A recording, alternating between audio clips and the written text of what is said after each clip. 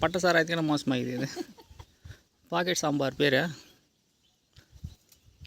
First சோறை சாப்பிட்றது, அதுக்கப்புறம் குழம்பு சாப்பிட்டு மிக்ஸ் பண்ணிக்குதா. பொறுமையாக கூட என்ன பொறிக்கறி கொடுப்பு.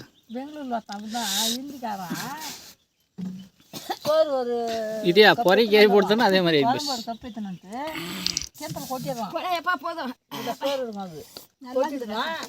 துணி எடுத்துருக்கா கட்டல.